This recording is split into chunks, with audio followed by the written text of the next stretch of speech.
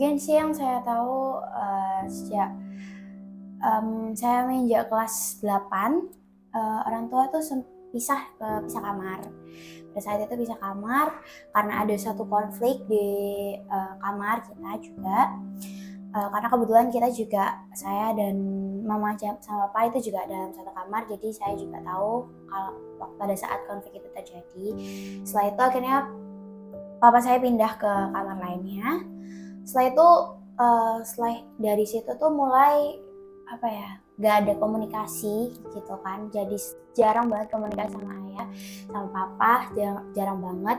Akhirnya tuh lama-lama jadi, ya tiba-tiba papa pergi, aku nggak tahu tiba-tiba papa pergi dan akhirnya perceraian itu terjadi gitu. Terus akhirnya, suatu ketika mama ajak saya bicara, ajak kakak bicara, kayak ini, mama juga minta pendapat sih kebetulan ke kita. Menurut kita kayak gimana kalau misalnya perceraian itu harus terjadi?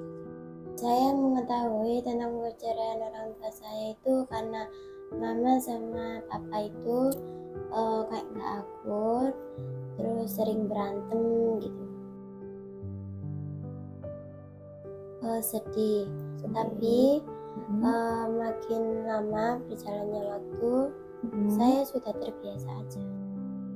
Karena saya dapat dukungan dari teman-teman dan keluarga saya. Ketika tahu itu rasanya kecewa sih, pasti jelas. Pasti saya sangat kecewa, tapi juga, saya merasa kayak kalau memang itu yang terbaik, yang selama itu juga bisa saling bikin keduanya bahagia, ya it's okay kayak gitu. Terus juga dari teman-teman Putri sendiri itu juga memang banyak yang mengalami hal serupa ya. Jadi sebenarnya juga enggak yang sekaget itu juga. Jadi tapi balik lagi ke rasa kecewa yang kayak ternyata aku ternyata mengalami hal yang sama gitu sama teman-teman.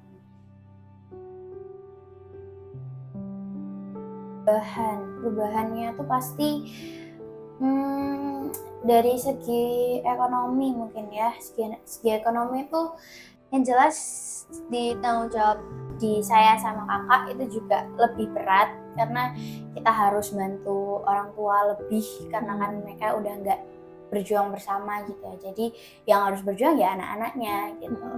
Itu kalau dari segi ekonomi. Kalau dari segi mungkin secara teman-teman juga, kalau selama ini cuma saya yang menguatkan teman-teman tuh jadi sekarang tuh saling menguatkan gitu kan, karena mengalami hal yang sama gitu. Kalau sebelumnya kan saya nggak merasakan gitu, cuman bisa it's okay kamu kuat kayak gitu.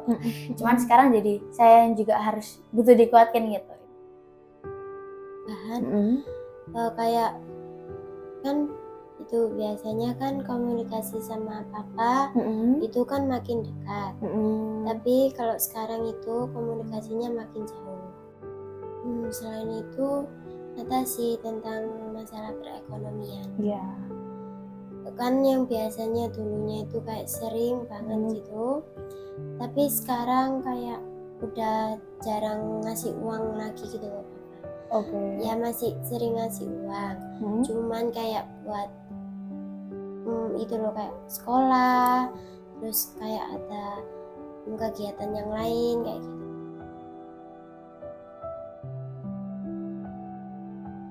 Karena saya dapat dukungan dari teman-teman dan keluarga. Kalau dari keluarga saya itu kayak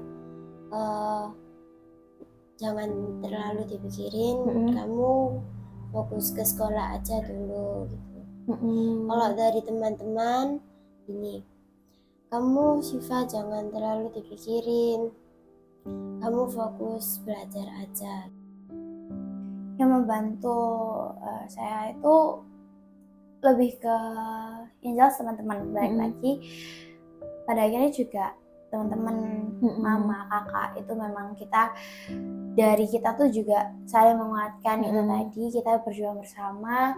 Terus dari teman-teman juga bisa, mereka udah banyak beberapa teman-teman saya yang memang udah ngelewatin fase-fase beratnya perceraian orang tua, jadi udah bisa bagi pengalaman ke saya juga. Jadi ketika itu juga lebih mudah untuk saya dapat Terus saya sendiri juga lebih suka mengarahkan ke hal-hal yang positif. Contohnya misal saya lebih suka baca buku-buku motivasi. Terus juga saya kebetulan suka masak. Jadi suka biasanya bikin baking, bikin kue, bikin hal resep-resep baru dari berbagai media sosial. Pertama-tama paling deket dulu harapannya pasti untuk orang tua dan kakak. Juga dimana kayak kita masih bisa kok berjuang bareng, saling menguatkan bareng dalam satu keluarga itu masih bisa, sekalipun mungkin nggak utuh dalam beberapa bagian tapi masih bisa saling menguatkan.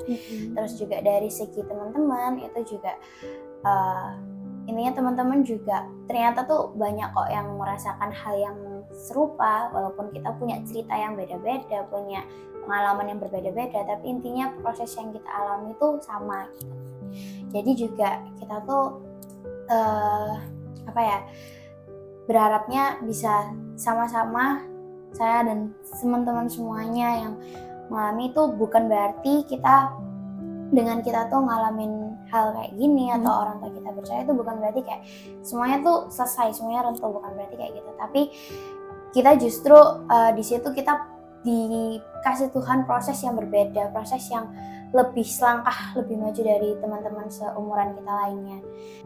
Untuk guru-guru ataupun orang-orang sekitar, ya kita juga berharapnya bisa saling peduli juga, karena kayak seringkali permasalahan kayak gitu tuh kan nggak kelihatan ya kan di umum. Jadi saya berharapnya juga sekalipun apapun yang terjadi itu kita bukan ke arah yang kayak penasaran atau kepo, tapi justru apapun masalahnya ya kita bisa menguatkan tanpa perlu harus tahu secara mendalam apa masalahnya.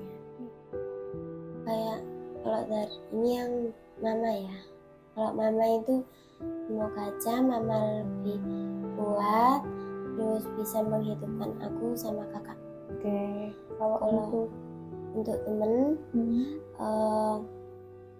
semoga kalian masih terus support aku. Guru itu semoga aja masih tetap sering bicara sama aku. Selalu tambah akur aja gitu.